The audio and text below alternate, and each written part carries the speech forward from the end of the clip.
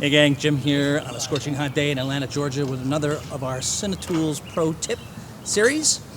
These are a series of videos about using professional video and filmmaking equipment to get the best results on your production. When shooting outdoors, you don't always want to use available light. So today we're going to be going through another staple of outdoor shooting, and that is the overhead.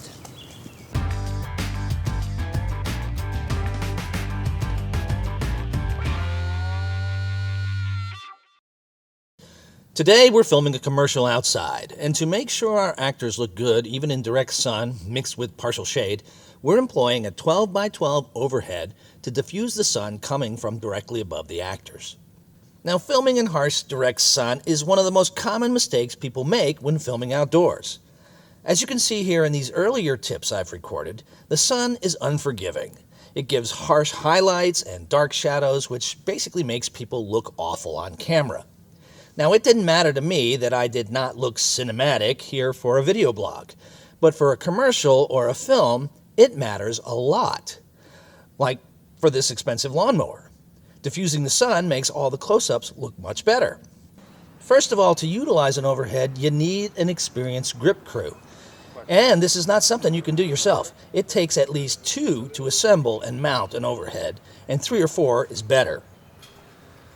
The guys have connected 4 12-foot speed rail sections with elbow speed rail joints that lock with Allen hex wrenches. The latches they're installing here are called ears. This is how the frame is mounted onto the overhead stand, typically a high-high. Now be sure to mount the ears on the inside, or the gobo handle on the stand won't clear the latch to tighten. Once the frame is assembled, it's time to mount it on the stands. You want a stand with a very wide base so it is difficult to turn over. Here you can see where the gobo handle is able to rotate to tighten.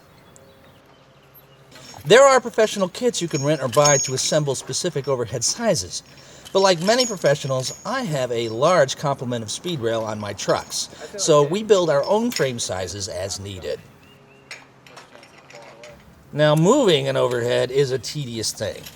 When using roller stands, lead with a leg. If you lead with the gap between the legs, it will easily tip over. It's also best to lower the overhead as low as possible before moving it.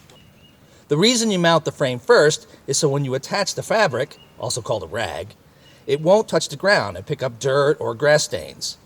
When you attach the rag, you start at the corners. Then you work your way along each rail until you have all the sides nice and taut.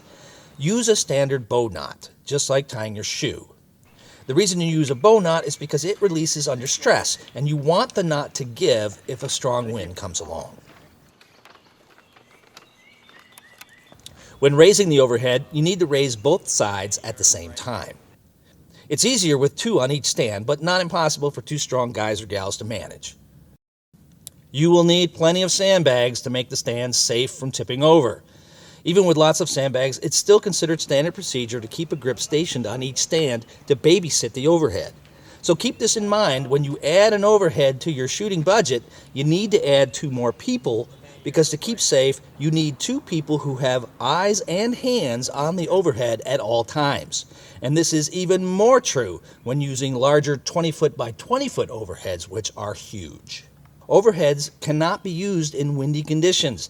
They have enough area to act like a sail, turning your overhead into a gigantic kite. While this may sound funny, this kite is no toy, and it's heavy and could tip over and seriously hurt someone, or smash your classic car or the $20,000 lawnmower you are covering with your overhead. Overheads are also excellent for use as bounce sources, bouncing sunlight onto your talent or product. You can also use them to diffuse or bounce large HMI light sources. And speaking of bouncing, when you use an overhead to diffuse the light, you now have reduced the light on your actors or product. So you need to bring in side lighting to bring them up to exposure compared to your background. Now, side lighting, unlike top lighting, is beautiful. Here we position a 6x6 Ultra Bounce to reflect the sunlight toward our actors, bringing the exposure back to where it should be. We also added a 4x4 floppy for negative fill to give a little contrast to our actors' faces. Okay, so why go through all this trouble? Well, first, to make your actors look their best. As you can see in these shots from Into the Badlands, diffused sunlight is soft and the side lighting is flattering. Secondly, and also vitally important, no matter how long it takes to film a scene, the light will look the same. According to DP Shane Hurlbut, it took several hours for him to shoot these scenes. If they did not have the overhead, as the sun crossed the sky, the light would look different on the actors over time. As they cut to close-ups, the shadows of their noses would change. The light shining through leaves would be in different places, etc. This way the shots matched no matter if they did a wide angle at 11 a.m. and a close-up at 2 p.m. You want the same lighting consistency for your footage, and using an overhead, you will get that consistency. I hope you've enjoyed this episode in our Cinema Tools Pro Tip series. Please subscribe to keep up to date with our always ever-evolving library of videos on video production and video marketing. For HD Pros, I'm cinematographer Jim Ross with Cinematics. Thanks for watching, and I'll see you on set.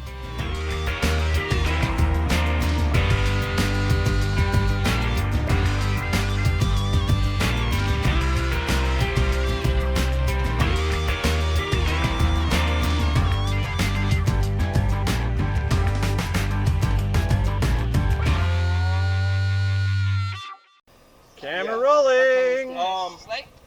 Scene 4, act, take 1. Is it can you speak English or do you speak? Can you speak English? Do me a favor, just do the whole dialogue. You don't have to be like that, so I just want all his reactions to everything you're saying. Okay. Since we got a close-up.